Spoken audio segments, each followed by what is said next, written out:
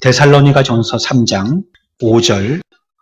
이러므로 나도 참다 못하여 너희 믿음을 알기 위하여 그를 보내었노니 이는 혹 시험하는 자가 너희를 시험하여 우리 수고를 헛되게 할까 함이니 지금은 디모데가 너희에게로부터 와서 너희 믿음과 사랑의 기쁜 소식을 우리에게 전하고 또 너희가 항상 우리를 잘 생각하여 우리가 너희를 간절히 보고자 함과 같이 너희도 우리를 간절히 보고자 한다 하니 이러므로 형제들아 우리가 모든 궁핍과 환난 가운데에서 너희 믿음으로 말미암아 너희에게 위로를 받았노라. 그러므로 너희가 주 안에 굳게 선즉 우리가 이제는 살리라.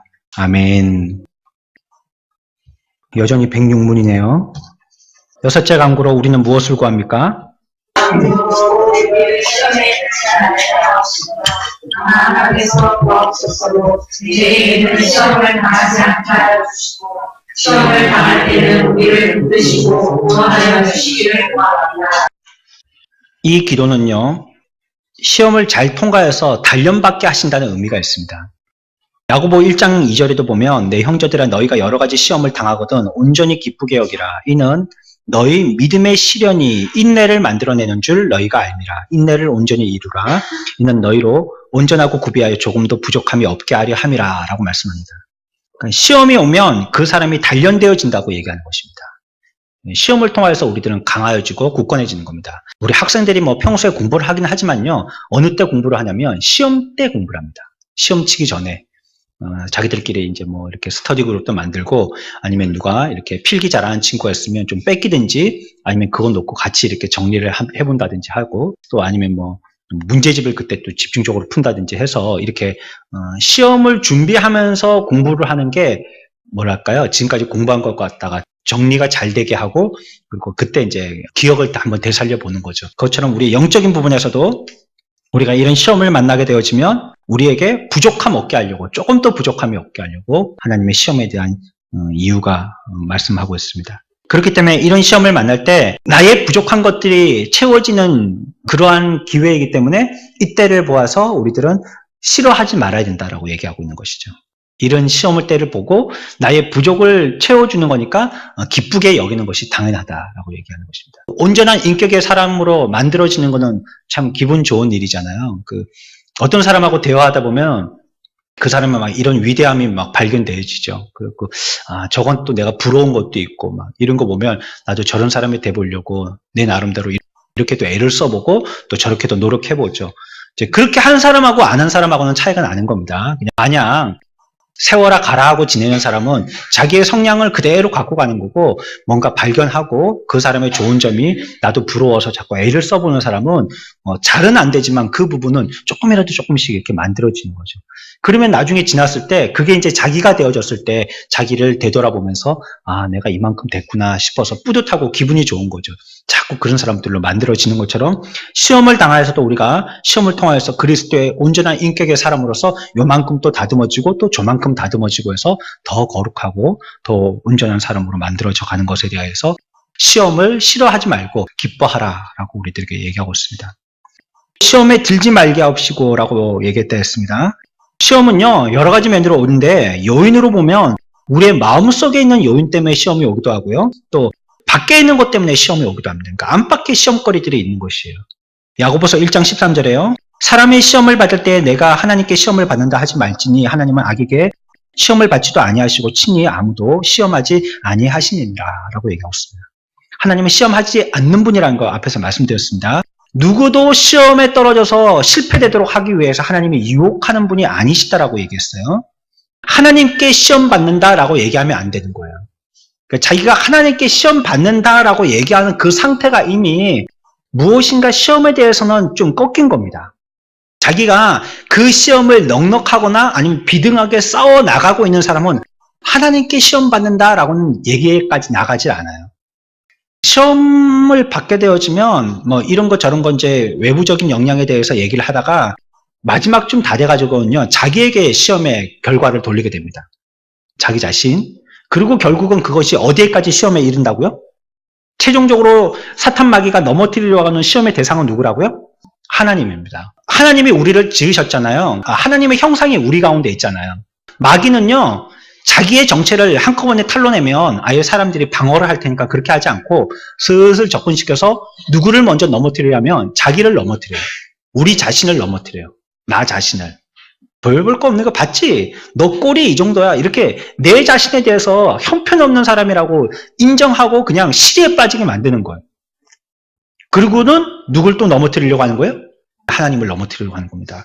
우리 수요일 때 모세를 통하여서 배웠지만 하나님이 우리의 누추함이나 부족함을 밝혀 보여주신다고 하셨어요. 난 이 정도뿐이 안 되구나. 모세의 정체를 드러내게 한 것처럼 자기 민족의 지도자가 될 거라고 스스로는 생각했지만 자기 백성들조차도 그 사람을 지도자로 인정 안 했죠. 언제 우리가 당신을 재판장으로 삼았냐고 이렇게 얘기할 정도로 박대를 했죠. 이런 걸 보고 그가 아무것도 아니라는 걸 스스로 느끼게끔 하셨어요. 하지만 하나님의 목적은 거기에 있는 게 아니라고 했습니다. 자기가 실망하고 좌절하고 주저앉게 하려고 하는 게 아니라 내가 이렇게 별 볼 일 없기 때문에 어떻게 하게 하려고요? 하나님을 의지하게 하려고 한다고 했습니다. 그래서 하나님이 우리들에게 실망을 주시는 거예요. 실망 주셔서 그래 네 꼴이 그거야. 이 말은 마귀가 하는 겁니다. 마귀는 그게 목적이에요. 그렇게 해서 결국은 넘어뜨려서 소생 못하게 하려고 하는 거예요. 너는 그거야. 너 그 정도뿐이 안 돼. 너는 뭐 수준이 그거지 뭐. 너 해봤자 안 돼. 너는 딱 네 팔자는 정해져 있는 거야. 뭐 이렇게 딱 얘기해 버립니다. 그걸 마귀가 하는 겁니다. 거기까지 이르게 하는 게 마귀가 성공한 겁니다. 하나님은 그를 목적으로 하신 게 아니에요. 다시 힘을 주어서 그가 하나님을 의지하게끔 하는 겁니다. 하나님이 그래서요, 우리가 시험을 받을 때, 이거 하나님이 시험하신다라고 얘기한다면 이미 자기는 한풀이 꺾인 겁니다. 마귀하고 비등하게 싸워서 나가는 게 아니에요. 이거는 벌써 한풀 꺾인 거예요. 어느 정도 종반전으로 치닫고 있는 것입니다. 야고보서 1장 14절에 오직 각 사람이 시험받는 것은 각 사람은 하나님에 의해서 시험받는 게 아니고 자기에게 있는 욕심 때문에 시험받는 거다. 그게 자기 욕심에 이끌려서 시험받는 거다. 내 욕심 때문에 시험받는 거다. 이렇게 얘기하고 있어요. 욕심을 조심해야 되는데 이 욕심이 어떻게까지 나가게 되냐면 욕심이 잉태한 즉 죄를 낳고 죄가 장성한 즉 사망을 낳느니라. 내 마음에 욕심이 있으면 자기도 시험에 들지만 결국은 어떻게 된다는 거예요? 사망이란 게 그 영적인 생명은 끝난다는 거죠. 죽는다는 것입니다. 이런 시험은 하나님께서 우리들에게 주신다는 망령된 말을 하지 말고 이 시험을 대비하려면 내 마음에 뭐가 없게 해야 돼요? 욕심이 없게 해야 돼요. 내 마음에 욕심이 들어오면 안 돼요. 자꾸 욕심을 버리려고 애를 써야 돼요. 내가 가지고 있는 내 욕심이 뭔가 여러 가지 욕심이 있겠습니다. 욕심 뭐가 있나요? 물질욕 있죠. 물질욕. 또 무슨 욕심 있죠? 식욕 있죠. 먹는 거. 이거 식욕 진짜 무서운 겁니다. 이거. 금식 한번 해보면요. 먹는 게 얼마나 중요하다는 걸 알아요. 음식이 없으니까 사람들하고 얘기할 게 없어요.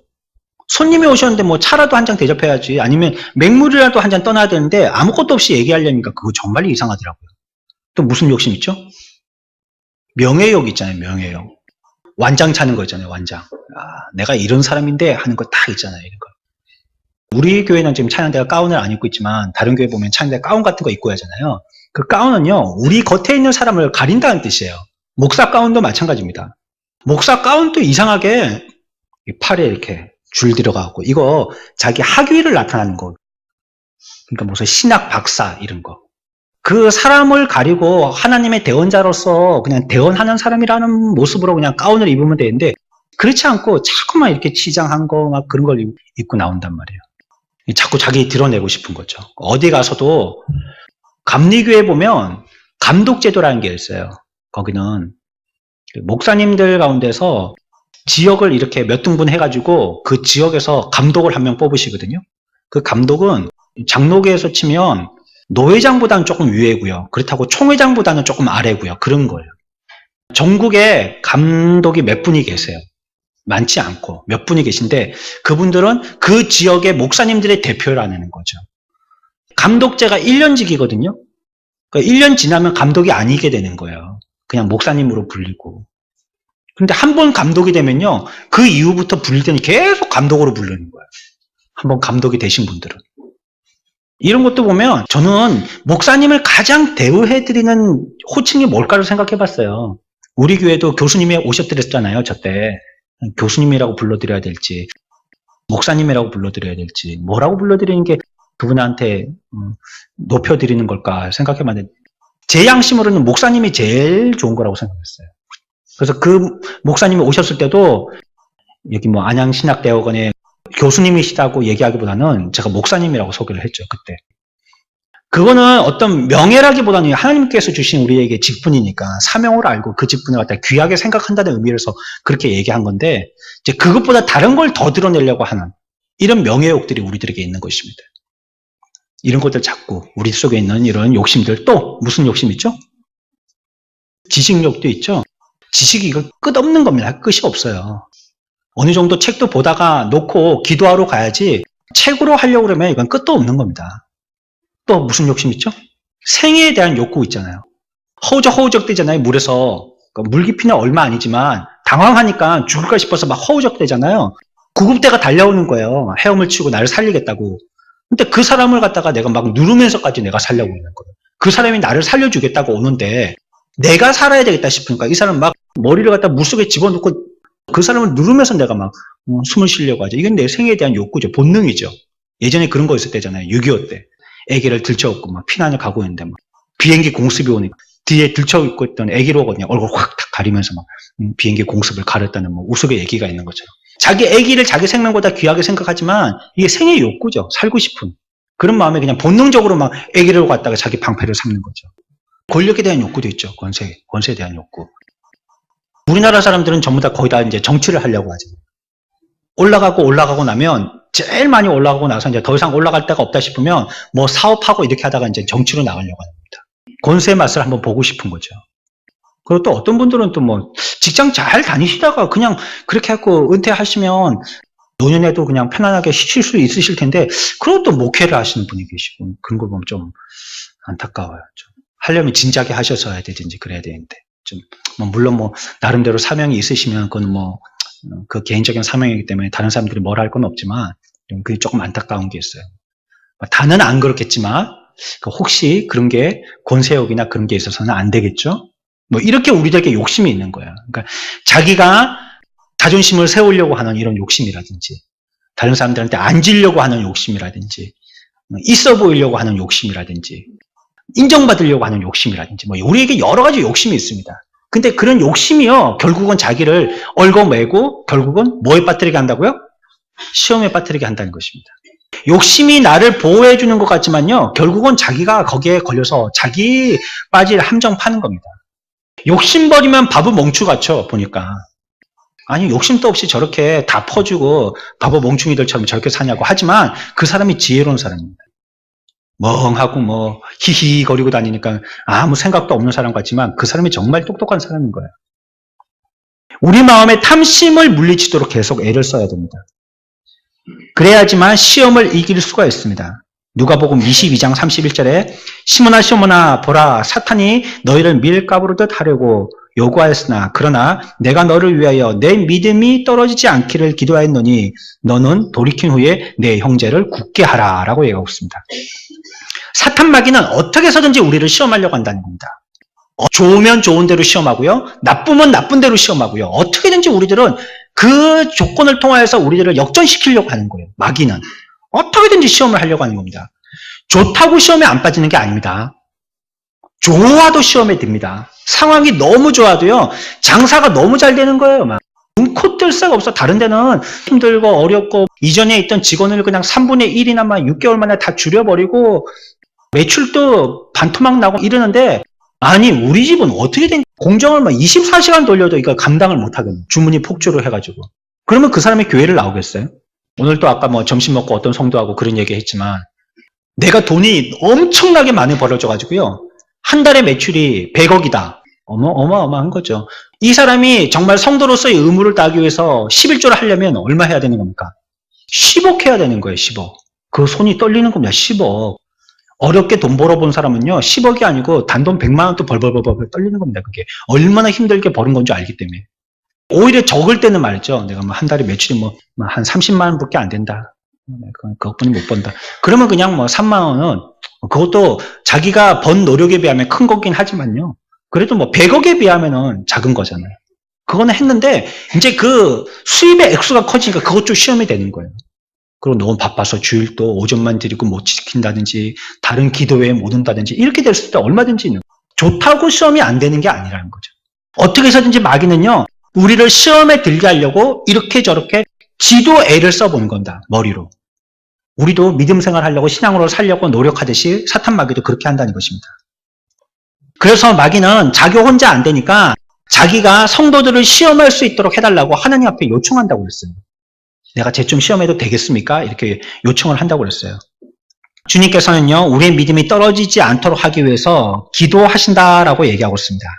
데살로니가 전서 3장 5절에 보면 이러므로 나도 참다 못하여 너희 믿음을 알기 위하여 그를 보내었노니 이는 혹 시험하는 자가 너희를 시험하여 우리 속으로 헛되게 할까 함이니 지금은 디모데가 너에게로부터 와서 너희 믿음과 사랑의 기쁜 소식을 우리에게 전하고 또 너희가 항상 우리를 잘 생각하여 우리가 너희를 간절히 보고자 한것 같이 너희도 우리를 간절히 보고자 한다 하니 이러므로 형제들아 우리가 모든 궁핍과 환난 가운데서 너희 믿음으로 말미암아 너희에게 위로를 받았노라. 그러므로 너희가 주 안에 굳게 선즉 우리가 이제는 살리라. 아멘. 바울이 앞에서 제가 설명드렸던 내용인데요. 데살로니가에서 복음을 전하고 많은 사람들이 믿게 되었는데 반대하는 사람들이 소동하고 괴롭게 해서 거기서 떠나가지고 남쪽에 있는 아테네의 그 밑으로 지나가지고 고린도에서 복음을 전하게 됐다라고 얘기하고 있죠. 그 가운데 또 믿는 사람들이 생겼지만 데살로니가에서 떠난 다음에 고린도에 있으면서 그 교인들을 오래 보지 못하였기 때문에 그들이 믿음에 튼튼히 섰는가 좀 마음이 알고 싶어서 궁금했다는 거예요. 그래서 그 믿음에 굳게 서서 갈 것인지 시험이 와서 지금까지 해왔던 게 헛수고가 되는 것인지에 대해서 알고 싶어서 데살로니가 교인들은 어떤 상태에 있는지 알려고 사람을 보냈다라고 얘기했습니다. 그런데 너무나도 다연스러운 것은 갔다 와서 전하는 말이 여전히 그들이 믿음과 사랑을 갖고 있는 자들이었다라고 이렇게 보고했다는 것입니다. 그래서 데살로니가 교인들도 바울을 보고 싶어하고 바울도 데살로니가 교인들을 보고 싶어한다는 말입니다. 고린도후서 11장 3절에 뱀이 그 관계로 하와를 미혹한 것 같이 너희 마음이 그리스도를 향하는 진실함과 깨끗함에서 떠나 부패할까 두려워하노라. 만일 누가 와서 우리가 전파하지 아니한 다른 예수를 전파하거나 혹은 너희가 받지 아니한 다른 영을 받게 하거나 혹은 너희가 받지 아니한 다른 복음을 받게 할 때에는 너희가 잘 용납하는구나 라고 얘기합니다. 하지만 지금 자기가 있는 이 고린도 교회는 지금 보니까 유혹을 받아서 시험에 빠지는 사람들이 많다고 얘기하고 있어요. 오히려 걱정했던 데살로니가 교회는 그나마 조금 안심이 되는데 이 고린도 교회는 지금 문제가 많다는 것입니다. 믿는 자들이었지만 그리스도를 향하였던 이 진실한 마음이나 깨끗한 마음을 가지려고 할 때 사탄 마귀는 우리들에게 찾아와서요, 오히려 더 시험을 해서요, 그런 진실한 마음이나 깨끗한 마음에서 우리들을 떠나게 하려고 한다는 것입니다. 이단에도 어떤 사람들이 가죠? 이단에는요, 열심히 있는 사람들이 갑니다. 보통 믿으려고 하는 사람들은 이단에 잘 안 갑니다. 뭔가 지식에 대한 궁금증이 있는 사람, 그 다음 또 말씀에 대한 그런 어떤 열정이 있는 사람들, 이런 사람들이 이단에 빠지기가 쉬워요. 그러니까요, 우리들도 잘 믿으려고 할 때 시험에 빠지기가 쉽다는 것을 이해하시기 바랍니다. 열심히 한번 해보려고 할 때 그때 딱 태클을 겁니다. 마귀가. 우리들을 넘어뜨리려고 하는 거죠. 그때 한번 넘어뜨리면 아주 치명적이게 되거든요. 마귀도 아는 겁니다. 그래서 고린도 교회는 어떤 시험들을 했죠? 잘 믿어보려고 애를 쓰고 열심히 있는 사람들이었지만 다른 예수를 전파하고 다른 영을 준다고 하기도 하고 다른 복음을 전파하기도 했어요. 외부적으로 여러 가지 시험들이 있게 된 것입니다. 내부적인 시험은 둘째치고 밖에 여러 가지 시험이 있게 된 것입니다. 이것은 창세 때부터 속임을 가지고 와서 진리에서 떠나게 하는 사탄 마귀의 계략이죠. 우리가 진리에 확고하게 서 있으면 속일 수 없지만요, 진리에 희미하게 알고 있고 거기에 대해서 확신을 갖고 있지 않으면 아담처럼 시험에 빠져서 속아 넘어가기 쉽다는 것입니다. 하나님은 우리들에게 진실되게 가르쳐 주시고 바르게 인도하려고 분명한 메시지를 전해 주시는데 가르침을 받는 우리들이 그것을 왜곡되게 가르침 받을 때 시험이 온다는 것입니다. 액면 그대로 믿으면 됩니다. 전후 좌우 환경을 살필 게 없어요. 제가 오전에도 제 생각을 말씀드렸지만 그렇다 하면 그런 줄로 그냥 믿으면 되는 겁니다. 애누리에서 듣거나 거기다 더해서 듣거나 그럴 게 없어요. 그대로만 믿으면 되는 것입니다. 하나님의 말씀이 그대로니까. 근데 그걸 왜곡되게 듣는 것입니다. 아마 이것은요, 아담의 책임일 수도 있어요. 왜냐하면 아담이 하와에게 똑바로 안 가르쳐줬기 때문에. 아니면 어제 우리가 결혼식장에서 제가 주례할 때도 그런 말 했지만 가장의 역할은 너무나도 중요한 거거든요. 부인의 역할은 그냥 아담의 돕는 자예요. 조력자예요. 돕는 배필로 지은 거예요. 주도는 누가 해나가느냐? 가장이 다 해나가는 겁니다. 가장이 잘못하면 옆에서 돕는 사람이 아무리 도와도 그게 소용이 없죠. 뭐. 배가 모터의 힘으로 가잖아요. 안에서 뭐 펌프질하고 물 조금 뽑아내는 거 이런 거는요. 조금 돕는 거예요. 조금. 모터 뭐 돌리다 보면 그 사이로 물이 들어오니까 물을 뽑아내야 되잖아요. 그래야지 배가 안 가라앉으니까 계속 펌프질해서 물을 뽑아내지만 그거는 조금 돕는 거고요. 이 배가 떠있고 주력 있게 가고자 하는 방향으로 가게 하는 건요. 사실은 주력된 모터의 힘이죠. 이 힘으로 가는 거, 이 동력으로 가는 거죠. 제 힘을 못 발휘하고 물 퍼내는 거는 굉장히 출력이 좋은 그런 모터를 써갖고 물은 잘 퍼내봤자 바다 한가운데서는 한 발짝도 나가지 못하는 거죠. 가장이 중요한 건데 아담이 그 역할을 못한 것 같아요. 중요한 건 자꾸 얘기해야죠.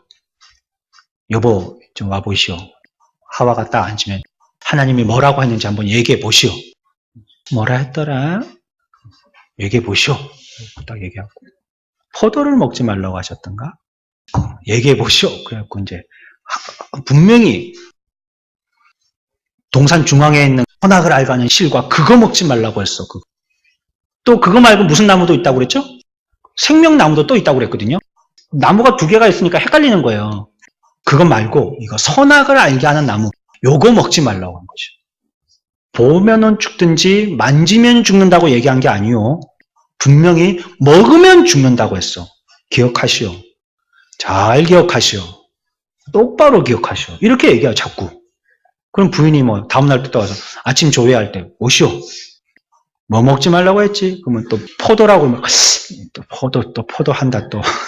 이거 이렇게 하고 똑바로 얘기해놔야죠. 동산 중앙에 있는 선악을 알게 하는 나무. 뭐 자다가도 벌떡 일어나서 물어보면 대답할 정도로 만들어놨었어요. 근데 이걸 안 한 것 같아요. 체크를 안 해본 것 같아요.